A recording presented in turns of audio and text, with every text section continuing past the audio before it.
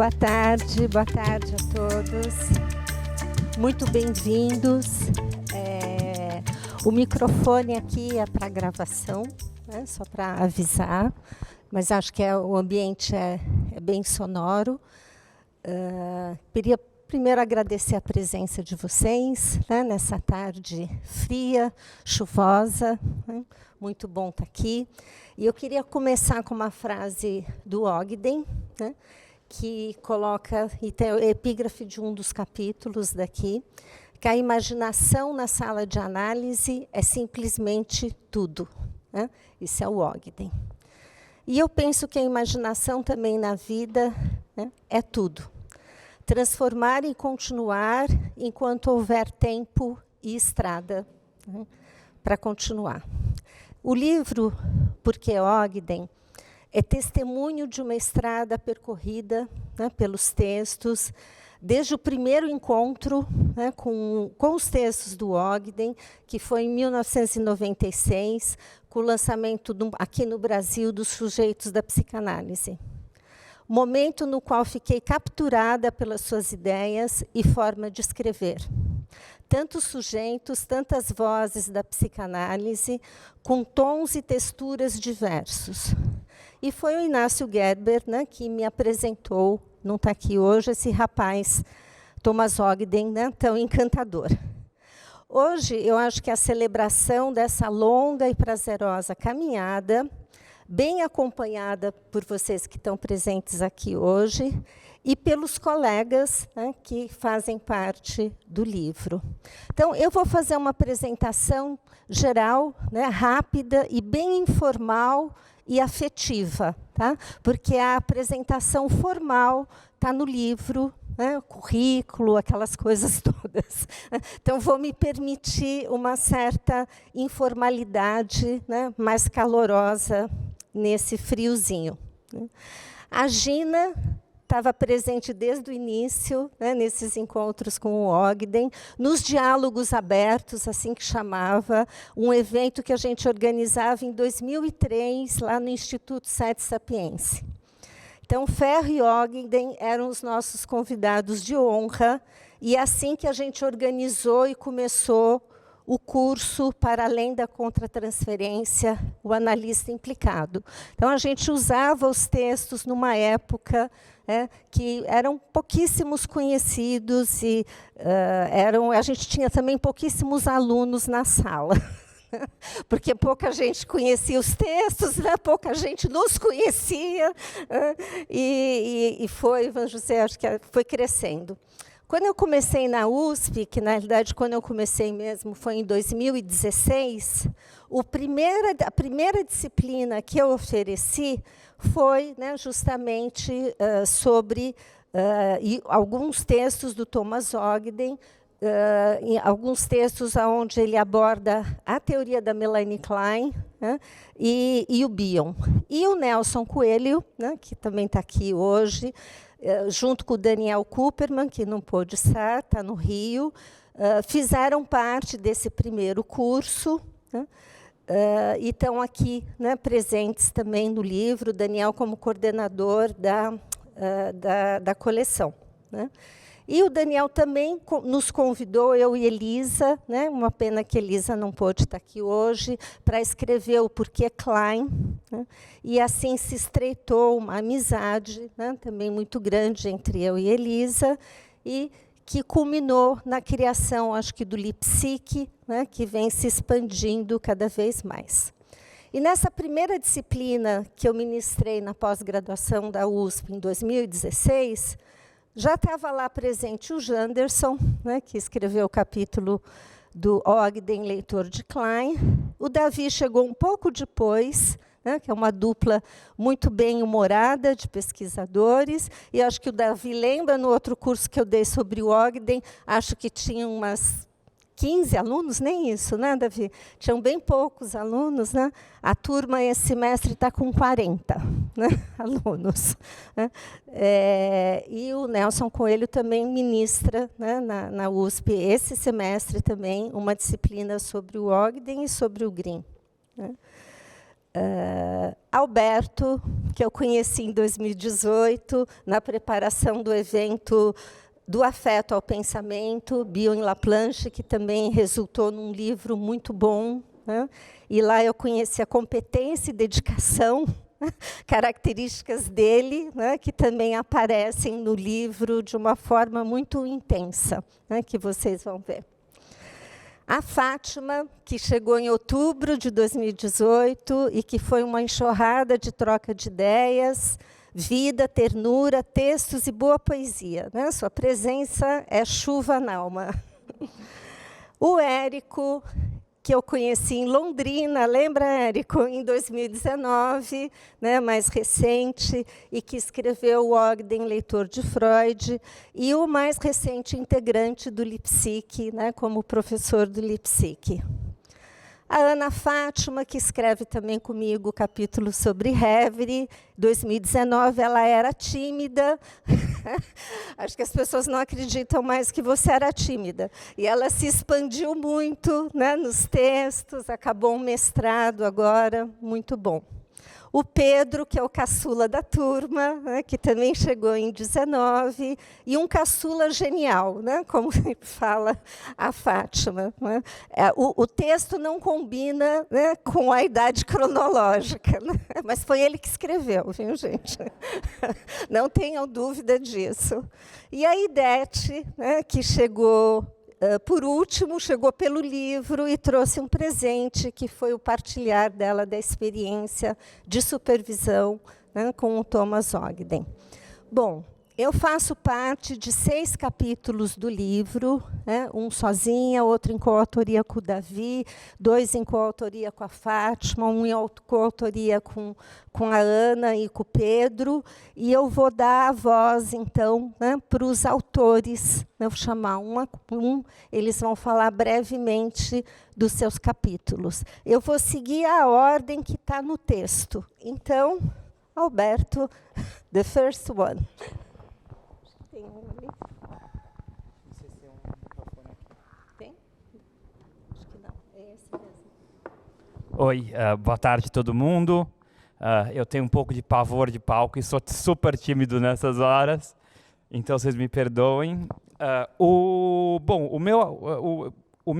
meu capítulo aqui ficou com o título, acho que ensaio biográfico. Talvez eu tivesse colocado como subtítulo um voo panorâmico.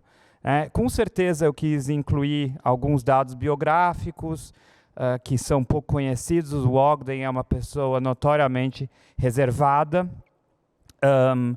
e então isso aí certamente fazia parte de algum interesse, mas eu também queria tentar pegar algo do movimento geral do pensamento dele, né? Tentar fazer uma linha que não seria aprofundada, como excelentes capítulos dos outros autores, mas que poderia fazer um desenho geral.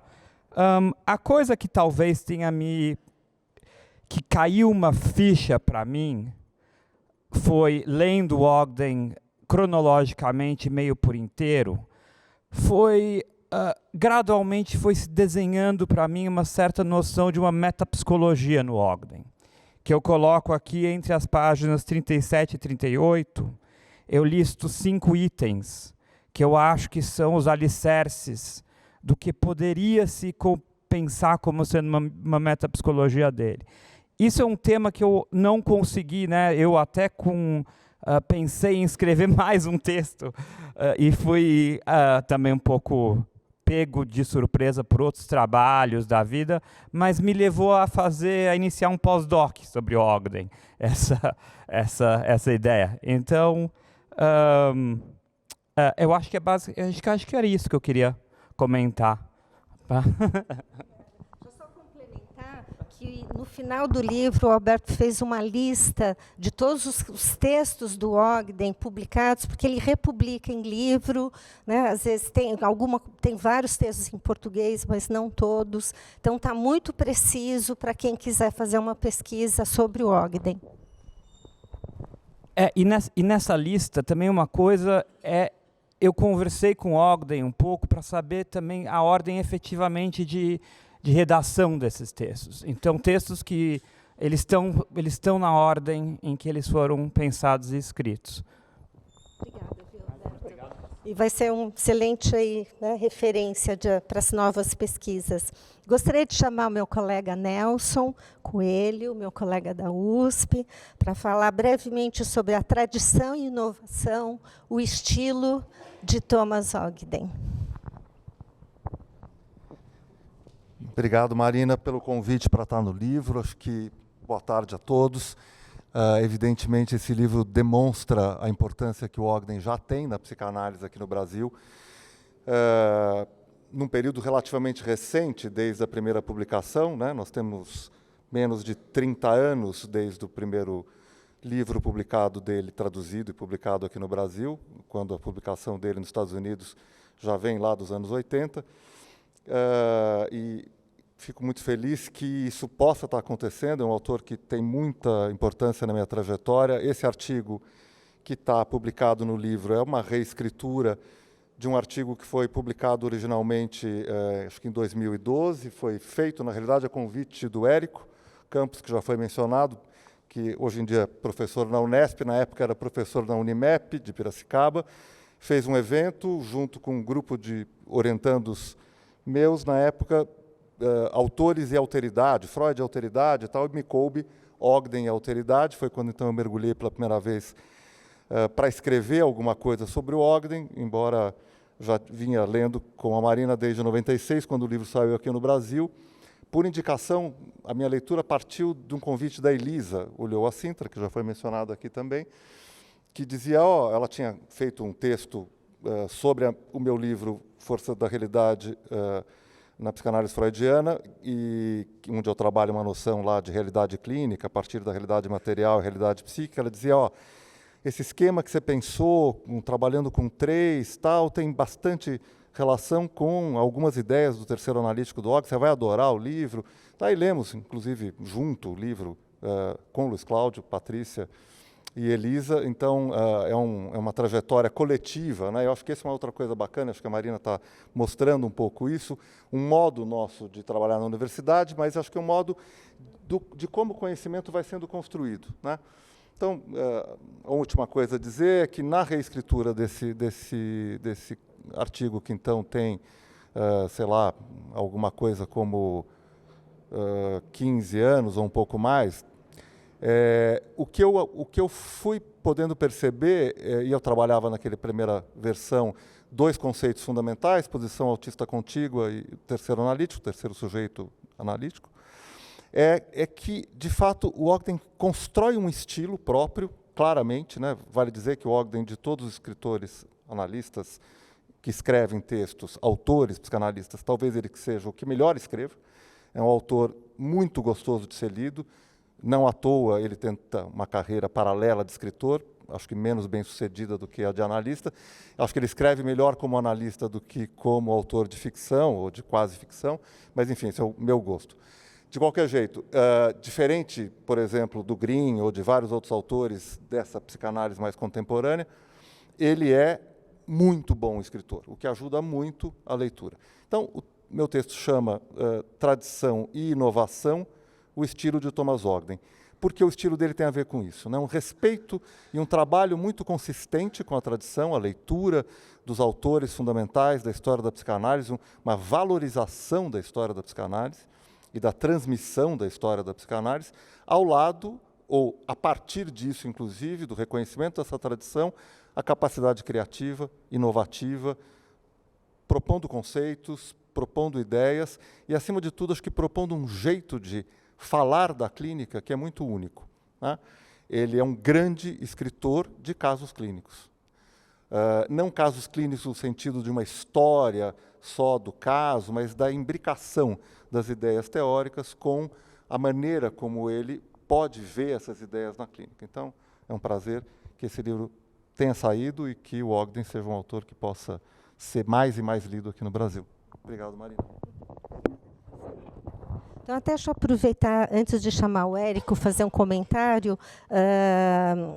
uma das questões, por exemplo, até que o Ogden me perguntou por e-mail, é como é que eu ia organizar o livro, né? Que eu avisei ele que eu iria organizar, e de imediato me veio, por isso que eu vou falar antes essa linha, né? O Ogden leitor de Freud, Ogden leitor de Klein e Ogden leitor de Bion e de Winnicott, acompanhando muito, vamos dizer, a proposta dele de leituras criativas, né, de textos clássicos. Então, a organização do livro, né, também foi muito inspirada numa certa proposta metodológica que ele faz. Né? E ele achou muito interessante, né, gostou bastante desse tipo de organização. Vou chamar meu colega Érico agora. Ogden, leitor de Freud.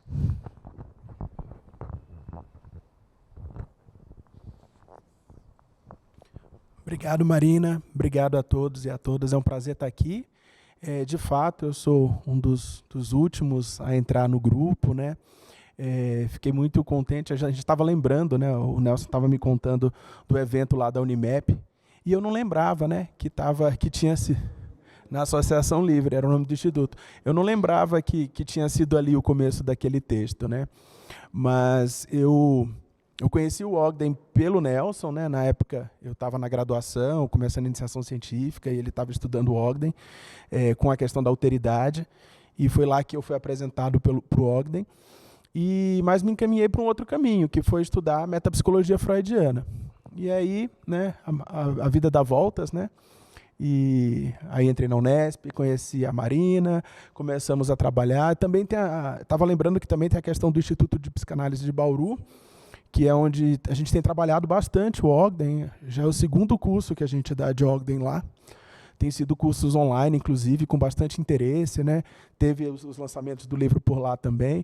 Então, a gente foi criando esse grupo, né, pelo interesse comum no trabalho do Ogden, que eu acho que é um trabalho seminal e realmente muito original, e que eu venho acompanhando o trabalho dele e trabalhando com ele nas minhas pesquisas, mas não tinha me detido tão fortemente sobre a questão de tentar reconstruir a herança freudiana no pensamento dele. E aí, quando me veio o convite, eu fiquei muito honrado, muito feliz, mas muito preocupado de como é que eu ia fazer isso, porque, a princípio, o Ogden não trabalha muito diretamente com os conceitos freudianos, né? E, na verdade, ele faz um encaminhamento para pensar uma desconstrução de uma certa concepção tradicional sobre a metapsicologia freudiana, sobre uma concepção intrapsíquica, sobre uma concepção pulsional.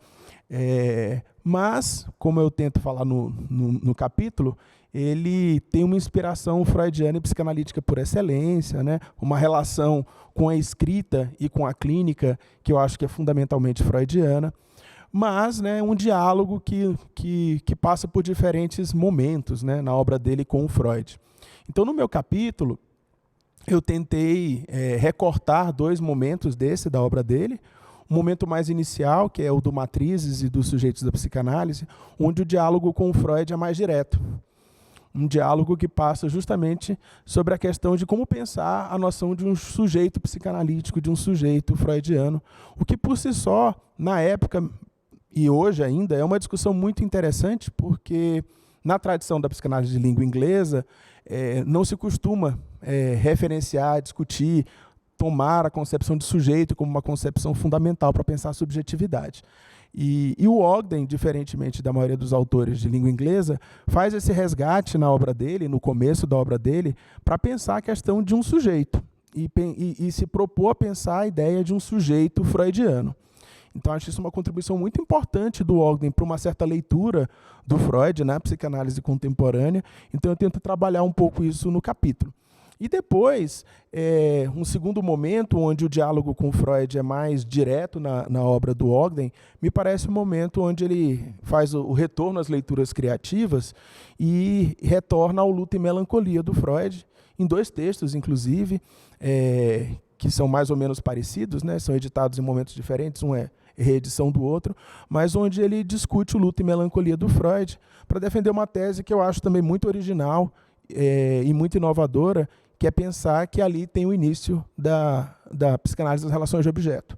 né? Que nesse momento é onde de fato se marca uma ruptura com uma concepção metapsicológica de objeto e de relação de objeto, e ele faz uma leitura muito próxima do texto freudiano, e que infelizmente não deu para resgatar no capítulo, né? Mas é uma leitura muito interessante, muito seminal mesmo, que ele faz do texto freudiano, e uma contribuição importante para a história da psicanálise, para mostrar como que uma concepção de relação de objeto ela é um eixo importante da concepção freudiana de psicanálise de sujeito, né? Então, acho que esse é um trabalho de resgate importante que o Ogden faz. Então, essas foram as minhas pequenas 2 contribuições para essa discussão, né? Que acaba iniciando, e aí depois os outros colegas vão apresentando os diálogos mais próximos dele. E eu estou muito feliz de ter participado desse projeto e muito feliz com o resultado. Bom, agora o Ogden, leitor de Melanie Klein, entender Klein para transcendê-la, né, que é o capítulo com a Elisa Sintra e o Janderson, né, Silvestre Ramos. A Elisa não pôde estar aqui hoje e o Janderson vai apresentar brevemente, né, as ideias que estão no capítulo. Janderson.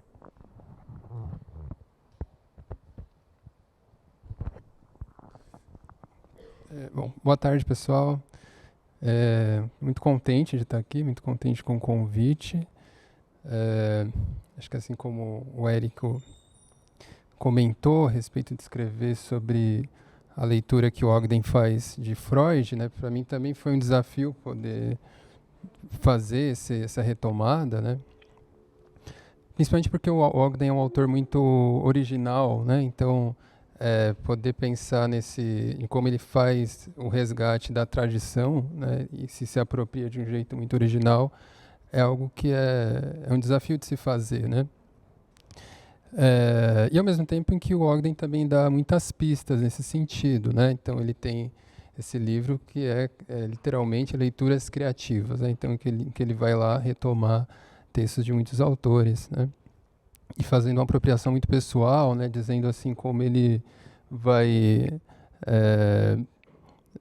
ler coisas ali que não estão explicitamente no texto, né, como você pode fazer de fato uma apropriação criativa do texto. Então, esse capítulo que eu escrevi junto com a Elisa, o subtítulo dele foi Entender Klein para Transcendê-la, que é uma expressão do próprio Ogden, né? A gente pegou essa expressão que está lá no texto do Ogden, lá na Matriz da Mente, no capítulo que ele escreve sobre, um capítulo que se chama Instinto, Fantasia e Estrutura Psicológica Profunda. Ele fala exatamente isso, né? Precisa entender Klein para transcendê-la, né? Ontem a gente participou de uma aula na pós-graduação, lá na USP, eu e a Elisa comentando sobre esse capítulo, né? E a Elisa propôs uma coisa que foi muito interessante, assim, uma pena que ela não pôde estar aqui para falar diretamente, mas ela propôs que talvez o subtítulo que a gente colocou pudesse até ser lido ao contrário, né? Transcender Klein para entendê-la, né? Que acho que é uma ideia que dialoga bem com a ideia de leitura criativa, né? De você transcender o autor para pensar alguma coisa que não está ali explicitamente, né? Então, o que a gente faz, né, nesse capítulo, o capítulo pode ser dividido mais ou menos assim, em 3 partes.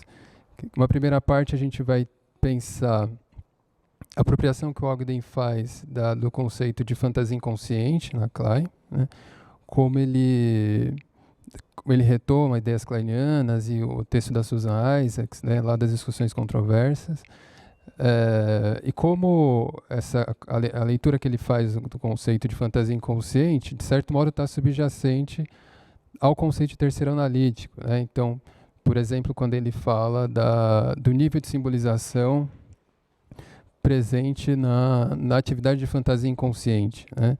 Então, a gente vai tentar pensar lá no texto como isso faz parte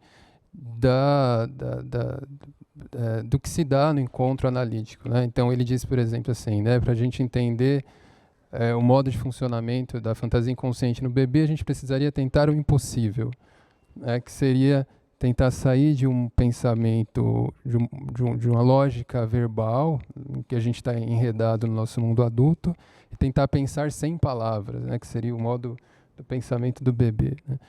Então a gente vai tentar discutir como, no terceiro analítico, o terceiro analítico seria uma maneira de se aproximar disso, né, e a gente vai tentar dar alguns exemplos da própria clínica do Ogden, que ele vai descrever assim, sensações corporais, como ele se sentiu afetado no corpo, né, e como isso serviu de veículo para a compreensão da dinâmica que estava se passando ali com o paciente, né. Então, nisso que a Elise e a Marina chamam no texto delas, que está lá em Porque Klein, de ouvir com o corpo inteiro, né, que está implícito nessa ideia de terceiro analítico. No outro momento, a gente vai pensar a apropriação que o Ogden faz do conceito de identificação projetiva, né? Então, pensando essa trajetória que ele faz desde o primeiro livro que ele publica, né, em 1982, sobre identificação projetiva, e como isso vai desembocar no conceito de terceiro analítico. Ontem a Marina me lembrou de uma coisa que é surpreendente, né, o fato de que o Ogden escreveu esse texto com 30 e poucos anos, né, esse primeiro livro, e como já tem ali uma concepção assim, muito original e que vai desembocar no conceito de terceiro analítico, né. E no terceiro momento a gente vai discutir a apropriação que o Ogden faz do conceito da teoria das posições, né. Particularmente uma leitura que ele faz dizendo assim que as posições seriam uma forma de dar sentido à experiência, né. Então, não seriam somente modos de funcionamento mental, mas também formas de dar sentido à experiência emocional, né. E essa leitura que ele faz a partir de uma concepção dialética, né, como uma espécie de figura e fundo, né. Então, uma posição ela está como figura, mas a outra está como fundo, e elas podem se intercambiar desse modo, né. Bom, então foi uma leitura possível, né, da obra do Ogden por esse viés, né. Então a gente comenta lá no texto como essa ideia de entender Klein para transcendê-la pode ser pensada como uma espécie de jogo de montar e desmontar. Você monta de um jeito, desmonta, monta de um jeito, depois você pode desmontar de novo. Você pode ir fazendo várias combinações possíveis. Então o texto é uma combinação possível, né, entre outras que seriam possíveis de serem feitas. E, bom, espero que vocês gostem, quem lê. E estou muito contente de ter participado desse projeto, de estar junto com gente tão boa nesse texto. E é isso. Obrigado. Obrigada. Está dando para dar uma boa ideia aqui dos textos. Acho que um dos textos muito desafiador, né, porque foi escrito, que eu escrevi junto com o Davi, que foi Ogden, leitor de Bion, e que o subtítulo é justamente da teoria do pensar ao pensamento intuitivo, né, que a gente foi fazendo uma articulação justamente com a proposta que o Ogden vai fazer de uma psicanálise epistemológica e de uma psicanálise ontológica. Eu passo aqui a palavra para o Davi. Obrigado, Marina. Boa tarde. Super difícil, né? Estava aqui pensando agora há pouco, um super desafio de escrever o que a gente fez, né? Enfim, mas vou tentar de alguma maneira, assim, pelo menos da maneira como eu construí. O Bion é um autor, né? Que influencia Ogden de diversas maneiras e em diversos momentos de sua obra. Em alguns momentos da obra, ele apresenta mais explicitamente quais são as influências do Bion na obra dele, em outros momentos, de uma maneira menos explícita. Então, a nossa leitura, e isso faz parte de uma metodologia do próprio Ogden e do próprio Bion, né?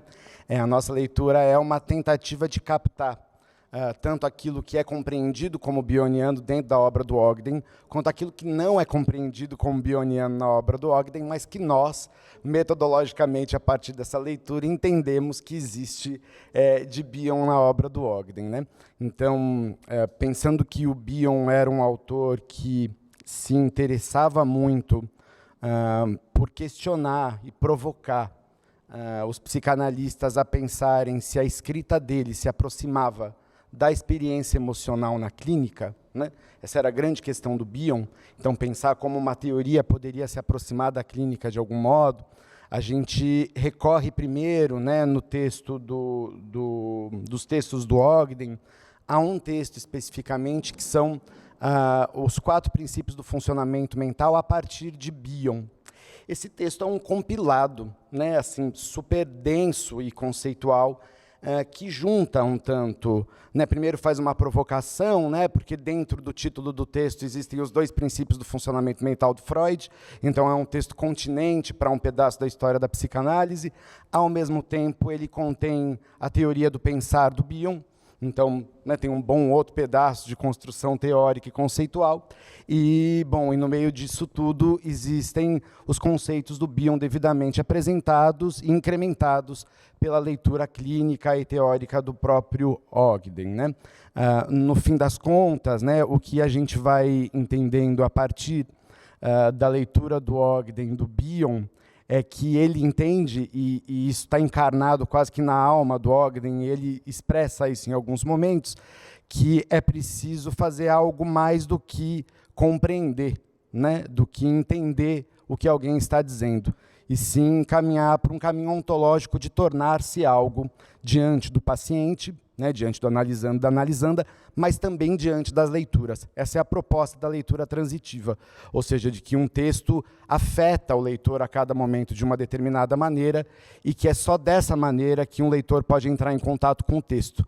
Isso é usado, então, dentro da nossa própria metodologia. Então, nós lemos Ogden, que lê Bion, a partir da nossa leitura do texto do Ogden, que leu Bion, né, uma coisa dentro da outra, mas também é um texto que busca apresentar qual é a estrutura, qual é a base de pensamento da escrita do Ogden e da clínica dele. Então, se aplica uma experiência transitiva, tanto na experiência com o paciente, quanto na experiência com o texto, quanto na releitura de um texto, né? Isso se aplica, claro, nessa passagem, né, de uma abordagem epistemológica, no sentido de você apresentar os conceitos, para uma abordagem ontológica, de que é como os conceitos te tornam, em como eles te transformam, aparece num texto importante, inclusive do Ogden, que é quando ele lê as notas sobre memória e desejo do Bion e entende ali, depois de relê-las algumas vezes, e diz isso, então revisita transitivamente esse texto algumas vezes, até que entende que o texto está dizendo ali é que você não deve fazer alguma coisa, tirar alguma coisa do texto, mas sim tornar-se algo com o texto. Então, quando o analista escuta sem memória e sem desejo, por exemplo, e sem compreensão prévia, que é a proposta do Bion, o analista, né, quando diante dessa atitude o que ele faz é tornar-se algo junto com o analisando, e quando um leitor lê um texto a partir dessa perspectiva, ele também se torna algo com esse texto. Então a nossa tentativa foi de algum modo apresentar qual é a estrutura desse pensamento. É isso, né? Legal. E acho que foi muito bem sucedido, né? Então, um capítulo aqui bem interessante. Vou chamar agora o Pedro, né, para falar do Ogden, leitor de Winnicott, diálogos epistemológicos, teórico-clínicos e estéticos. Ele escreveu junto com o Daniel Kupperman, né? Na realidade, foi uma pesquisa que o Pedro fez. A gente começa com a pergunta, né? Quem que é o Winnicott do Ogden? E a complexidade de tentar responder essa pergunta a partir de um ponto de vista que traga ao leitor uma coesão textual. Essa foi o resultado, na verdade, da pesquisa que eu fiz, né, junto com o Daniel Kupperman, então nós publicamos juntos, que foi financiada pelo CNPq, de tentar organizar uma leitura. E aí a gente, a partir disso, fizemos um texto que vai falar como nós lemos Ogden lendo Winnicott. E aí, acho que a questão de fundo fica a tentativa de desenvolver em 3 partes essa leitura. Primeiro, a gente entende que o Ogden ele lê o Winnicott de uma maneira bastante particular, focando na ideia de um sujeito intersubjetivo, né, um sujeito intersubjetivamente constituído. Então, seriam 3 eixos da nossa proposta, né? Um eixo epistemológico, que baseia um eixo teórico-clínico, que baseia um eixo estético da leitura. Então, a gente começa com a célebre frase do Winnicott, que não existe isso que chamamos de bebê, né? Só existe um bebê considerando a mãe, né? Não existe o bebê alheio aos cuidados maternos, e a entidade psicológica mais inicial que nós conseguimos nomear é um mãe-bebê. Né? Não existe um bebê isolado. E assim como não existe um bebê isolado, e a gente não existe fora do contato intersubjetivo com o outro, o Ogden está propondo uma psicologia, uma forma de teorizar que considera radicalmente a existência de um sujeito intersubjetivo. Então, essa proposta, né, que nós estamos chamando de eixo epistemológico, baseia toda a teoria da clínica que o Ogden vai construir. Então, com a ideia de não existe, então, transferência isolado da contratransferência. Existe uma matriz da transferência hífen contratransferência. Né? E o Ogden ele vai fazendo vários jogos, várias tentativas de nomear essa área para propor uma psicologia, uma psicanálise propriamente intersubjetiva.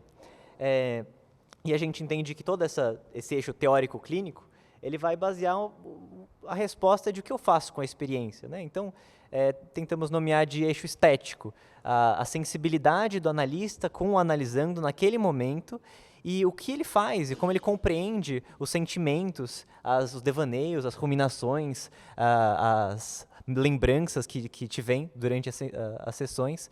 Então, isso seria um certo eixo estético, focado, né, obviamente, na ideia de Reverie, que existiria ali no Ogden a justificativa metodológica de utilizar os devaneios que aparecem, apoiado numa teoria da clínica que está apoiada nessa noção de sujeito intersubjetivo.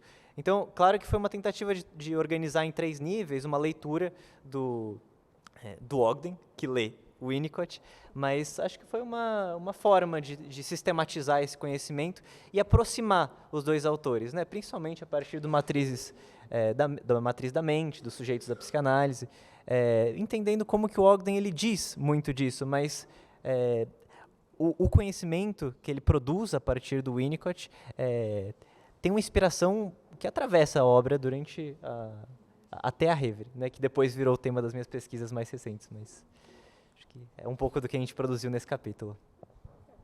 Pedro, obrigada. O Pedro também está no capítulo sobre Reverie, né, junto com a Ana. Bom, aqui nessa outra parte, a gente vai entrar um pouco na questão do terceiro analítico.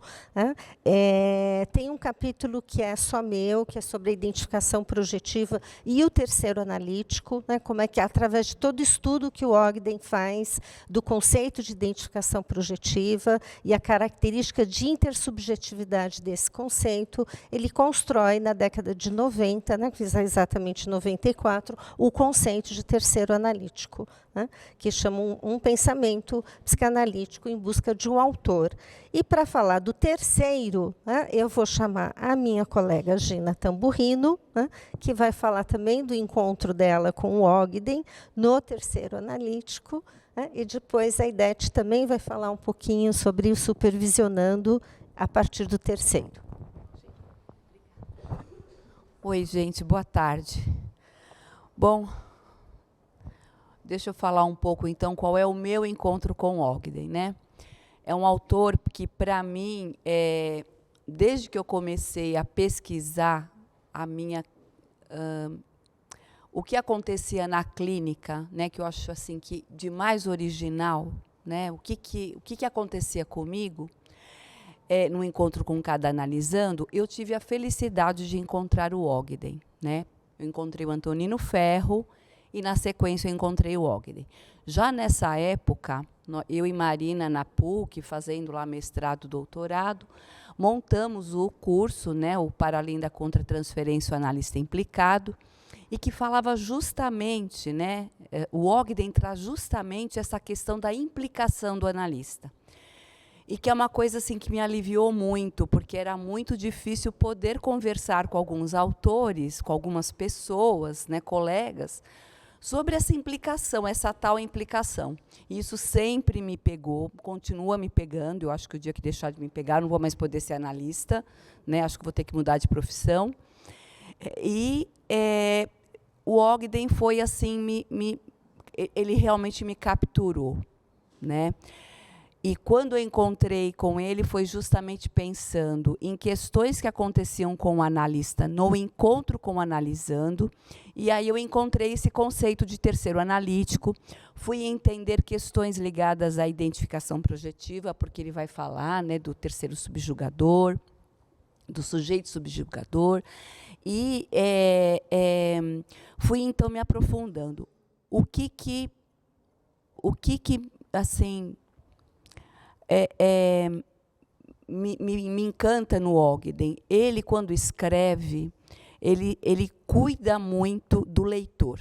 Então, isso realmente é uma qualidade que eu acho ímpar, né? A articulação que ele faz entre a teoria e a clínica, para mim, eu acho que é de uma preciosidade, porque tem uma implicação, ele traz de uma forma muito generosa a implicação dele, né? E aí, tem uma fala dele, que eu até cito no meu texto, que é assim: tarde demais para voltar atrás. E foi bem assim que eu me senti, né? Quando eu li o Ogden, tarde demais para voltar atrás, porque você só consegue continuar lendo, estudando e pensando. Bom, e aí, o que vai... Onde é que eu falo que eu faço um encontro com ele? Quando eu começo a partir dele, né, assim, eu acho que muito mais à vontade, né, nesse encontro com ele, quando eu começo a poder pensar as minhas experiências emocionais dentro da sala de análise com os meus analisandos, né? E aí, nesse capítulo, eu vou contar um pouco, vou falar do conceito de terceiro analítico. É muito importante a forma como ele vai contando da dialética entre o sujeito, né, as subjetividades do analista e do analisando, e do terceiro, do sujeito intersubjetivo, né, do intersubjetivo. E ele vai falar da não coincidência das intersubjetividades do analista e do analisando. Isso, para mim, foi iluminador, né? E aí, nesse capítulo, eu encontro, então, eu conto aqui para vocês, né, uma experiência clínica, que foi quando eu escrevi o meu doutorado, que foi como eu escolhi falar do terceiro analítico, dentro das experiências que eu fui contando, né? E nessa experiência, como diz o Ogden, né, quando ele fala do conceito de Revere, ele fala que as Reveries, elas levam a gente, né, o analista, tem coisas que ninguém quer contar para ninguém, né? E ele convoca o analista de certa forma, assim, você pode até não contar, né? Mas se você quiser contar o que é de fato, e eu me encontrei em muitas situações assim. E nesse exemplo clínico que eu conto, que eu trago, né, é justamente uma situação assim, só para dar uma chamada do caso, né? É de uma pessoa que eu estou ali conversando, ela está numa situação me contando uma situação muito bacana, muito excitada com essa situação, de muita alegria, de poder ter assim, conseguido fazer coisas na vida dela, estar fazendo coisas na vida dela naquele momento, muito gostosas e muito importantes. E eu vou sentindo um sono, assim, eu começo a ter muita dificuldade de me manter acordada, né? E eu começo, assim, a me beliscar, começo a me, né, assim, puxa, preciso tomar água, preciso, enfim. E eu não sei em que momento, né, que eu me vejo conversando com uma tia. E eu conversava assim com a minha tia: olha, tia, minha avó tinha morrido, minha nona tinha morrido. Tia, não joga as coisas da nona fora, porque, assim, espera um pouco, né, ainda é muito cedo, a nona acabou de morrer. Espera um pouco, e é justamente uma tia que adora jogar coisas fora na vida real, né? É justamente ela. E eu estou ali conversando com a minha tia, convencendo minha tia a esperar um pouco. E aí eu volto e a paciente lá falando no divã. E eu fico muito envergonhada. Eu falo: meu Deus, o que a paciente está falando, né? E aí eu falei: calma, você vai conseguir escutar e vai conseguir recuperar alguma coisa. Calma. E ela, de repente, fala: e eu esqueci de te contar uma coisa. E aí ela me conta que ela tinha ido à casa dos pais e que a mãe chama por ela e fala assim, olha, o seu pai não consegue, então me ajude a limpar a casa da sua avó. E aí ela começa a contar a limpeza, o jogar fora da casa da avó e etc. Né? O que aconteceu nessa hora? Quando eu fui escutando ela, eu até falei, eu acho que então eu estava escutando. Mas eu não conseguia pensar isso naquela hora, porque não era importante. Eu fico muito tomada por essa fala dela, e o que eu vou entendendo é que nós estávamos ali num encontro muito importante, que falava de uma questão da finitude da vida. Né? O que é um encontro com a finitude, e que ela me conta, ela vai me contando, né, que foi um momento, enquanto ela fazia aquela limpeza, que ela se deu conta que a vida acaba. E que ela, apesar de ter lá seus 30 e tantos anos, não tinha se dado conta. E eu fico muito emocionada quando eu escuto isso dela, porque eu sabia também aonde eu estava, e quando ela fala, eu sabia onde eu estava também. Então, né, dentro dessa experiência é que eu fui depois pensando, quando eu saio de lá e estou escrevendo, né, meu doutorado, pensando tal, e resolvi contar essa história e falar do terceiro analítico, e vou, lógico, ali, né, explicando com mais detalhes que experiência é essa. Né? Acho que deu, né? Acho que está bom, né, Marina?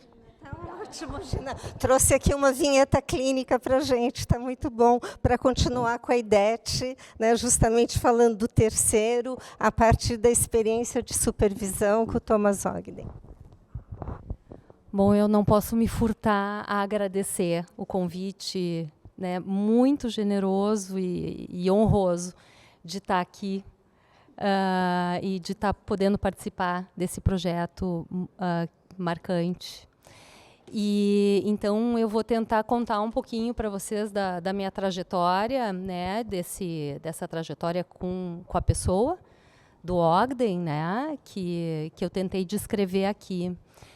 Bom, eu sou de Porto Alegre, e lá no Sul nós temos uma tradição freudiana e kleiniana grande, né?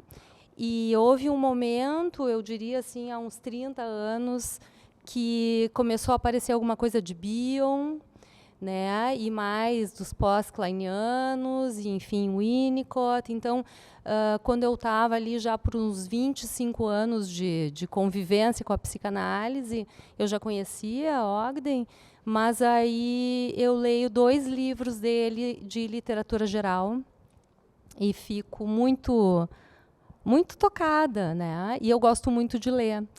Então, eu faço um arrazoado assim, sobre cada um e faço uma conexão entre os 2 e me ocorre, como eu gostaria que o Dr. Ogden lesse isso. Né? Então, já estou conversando com ele dentro de mim.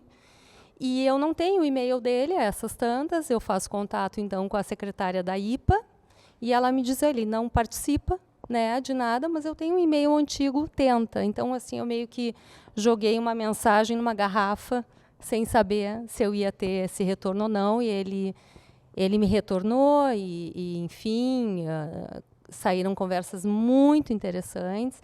Então, a minha conexão com ele começa dessa forma, que eu diria que é genuína, né, e que vai um pouquinho pelas margens, não tanto da teoria, por mais que eu já conhecesse, né, bastante dele e admirasse muito ele. Ele começa a me supervisionar, abre espaço para isso, e com esse convite, então, eu penso, meu Deus, que desafio, né? Material clínico é sempre algo muito delicado, tem toda uma questão ética, e nesse caso, não era só a questão ética do material clínico, mas também a ética ligada ao Dr. Ogden, porque eu vou contar como evolui uma supervisão e eu vou ter que descrever, né, a supervisão em si. Obviamente que é uma ficção, como ele próprio fala, né, toda escrita psicanalítica é uma ficção, e a minha também, mas a gente sabe que tem elementos de realidade ali. Eu achei uma grande responsabilidade falei contigo, né, Marina, que eu aceitaria de bom grado, desde que o Dr. Ogden não tivesse nenhum senão com relação a essa situação. Ele me deixou muito à vontade. Então, eu dividi, depois de muito pensar, eu dividi esse capítulo em duas partes marcantes dessa trajetória que já vai para 7 anos. Eu sigo fazendo supervisão com ele. E houve um momento em que eu o visitei em São Francisco, e que foi muito intenso, foi muito interessante. Então, eu relato essa ida e os nossos encontros lá. E depois houve uma circunstância que eu também achei que poderia acrescentar bastante, né, para quem quer conhecê-lo e saber o que ele pensa e como ele trabalha, que eu estava prestes a dar um seminário para um grupo de estudos, em que nós íamos, então, discutir o terceiro analítico. E, paralelamente a isso, eu tinha supervisão marcada com o Dr. Ogden, com material novo. Então, eu pergunto para ele algo que nunca tinha acontecido, porque as nossas supervisões não são com questões teóricas, né? Elas são muito realmente a partir do terceiro analítico, né? Mas na prática. Então, eu pergunto para ele o que ele acha de, em cima do material que eu estou enviando para ele, de uma avaliação, e já de uma avaliação, mas assim, um tratamento inicial, digamos, né? Já tinha visto a paciente algumas vezes, de tentar procurar comigo onde se forma o terceiro analítico e pensar a respeito do terceiro analítico daí em termos realmente teóricos, né? Fazer uma avaliação, né, do que está acontecendo. E imaginando que talvez ele se desvencilhasse da minha proposta, né, de forma gentil, mas ele topou.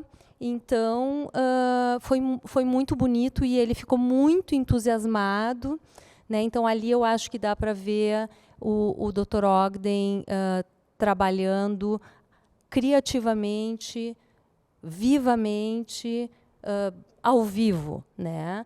Então, eu espero ter acrescentado para o projeto. Muito obrigada. Com certeza, acrescentou. Obrigada, Ivete. Obrigada. Agora eu vou chamar a Ana Fátima, que esse capítulo ela escreveu comigo e junto com o Pedro, né? É uma parte da pesquisa dela de mestrado, que ela fez sobre Reverie, do limbo ao lume, a Reverie em Ogden.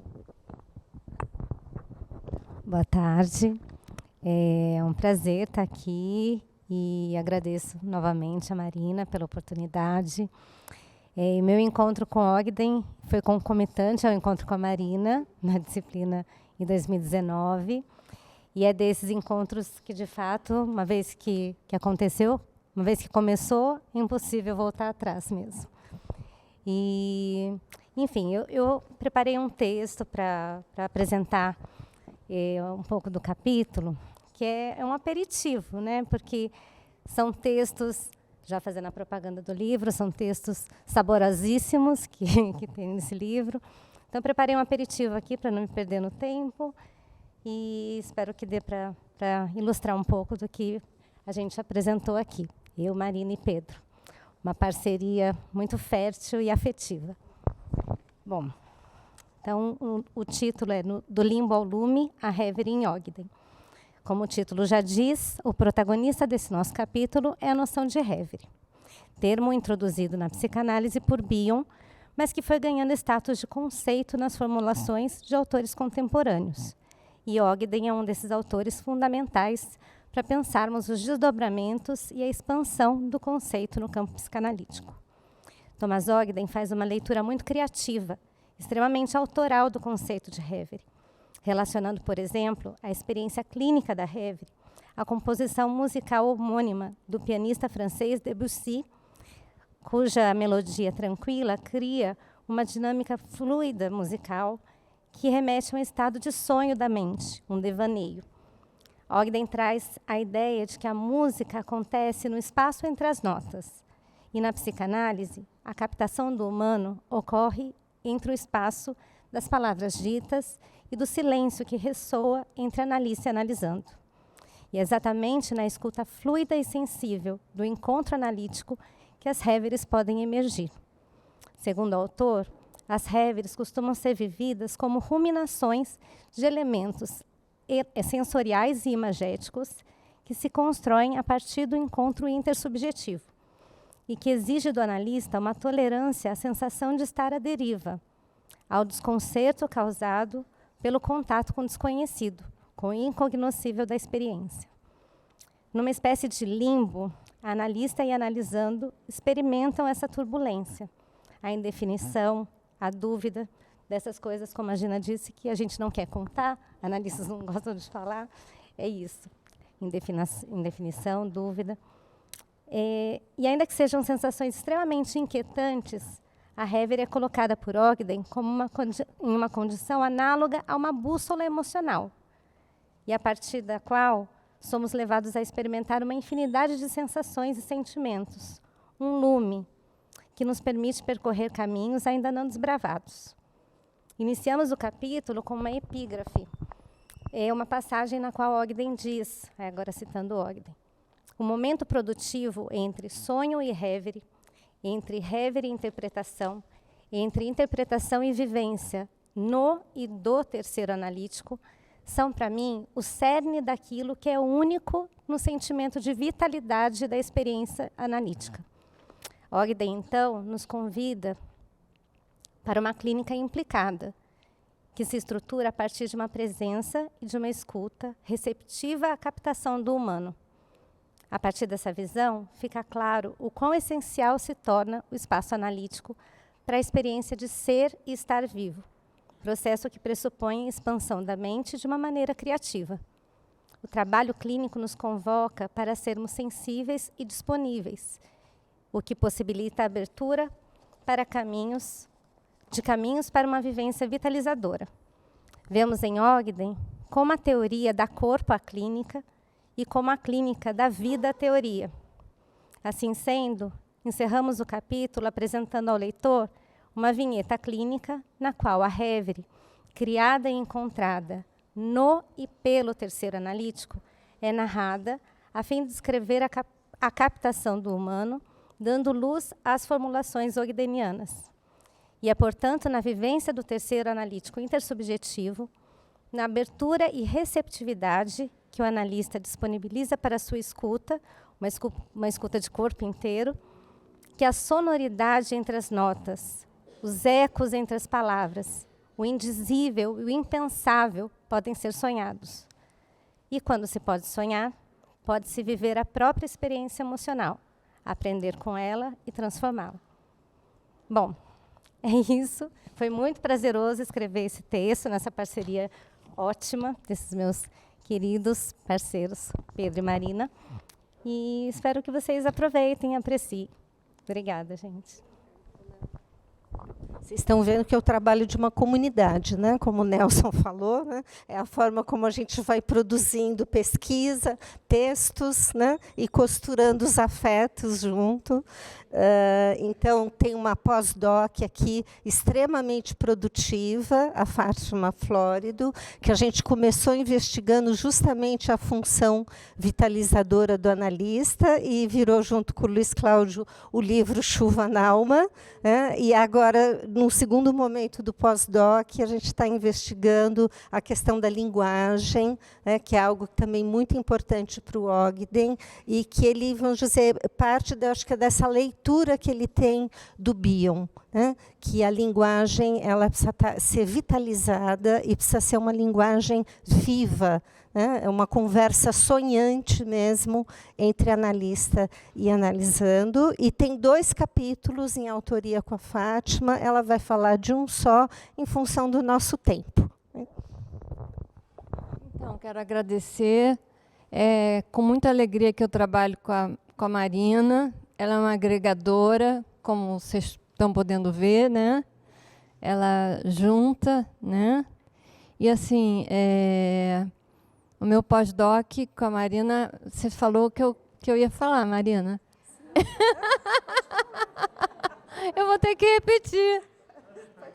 Gente, eu acho que eu escrevo melhor do que eu falo, tá? Comprem o livro. mas começou com na verdade, é o pós-doc sobre vitalização, né? Eu venho de um pós-doc com o Luiz Cláudio Figueiredo, e com Ogden eu comecei a importância que ele dá à questão da dimensão vitalidade e desvitalização, né? A importância do principal objetivo terapêutico para ele é o estar vivo e o se sentir vivo, né? E eu trabalho com isso na primeira parte, né, da nosso conhecimento com Ogden, né? E ele fala uma coisa muito interessante, que é que a gente precisa reinventar a psicanálise a cada momento, né? E como a psicanálise, ter uma análise viva, né?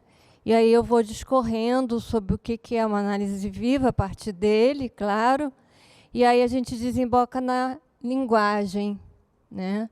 E foi com muito prazer com muita sede, né, que a gente estudou a linguagem segundo Ogden, né? Pegamos uns textos dele sobre linguagem e pensando a linguagem como uma linguagem que tem que ser vitalizadora, né? E não o que falar, mas como falar, né? Isso foi fundamental para mim, né? E a gente foi discorrendo sobre a linguagem, o que é uma linguagem viva, né? Que é uma linguagem não plástica, uma linguagem que não é filiada à academia. Não é academia, eu falei errado. As sociedades, né? Não é uma linguagem plastificada, protocolar, né? Como pode ser uma linguagem que alcance o paciente, aí bate com Bion, né? Isso. E a questão da linguagem alcançar o paciente e como ela tem o objetivo de torná-lo humano, né? O objetivo terapêutico é o ser humano ser plenamente humano, o mais plenamente humano. Plenamente humano é impossível, mas o mais plenamente humano. Então, acho que é isso, né? Obrigada. Eu acho que deu para vocês terem uma boa ideia de todo o livro, né? E é claro, vamos dizer que é diferente ler, né? Eu acho que a gente até como autor, às vezes é difícil apresentar o capítulo, né? É um desafio, mas acho que a ideia era uma conversa aqui, né? E vocês terem essa ideia de todos os capítulos. Acho que foi um trabalho muito interessante e está sendo, porque estão surgindo novas pesquisas sobre o pensamento do Ogden. A disciplina esse semestre na USP está sendo baseada no livro, né? E a gente está vendo como é que é desafiador trazer, a gente está fazendo um panorama quase que de toda a psicanálise, né? Vendo esse Ogden, leitor de Freud, de Klein, de Winnicott, de Bion, né? É um grande desafio que eu acho que a gente cumpriu aqui no livro, né? De uma forma que eu fiquei muito satisfeita. Tá? Muito obrigada, né? Vamos festejar. Obrigada.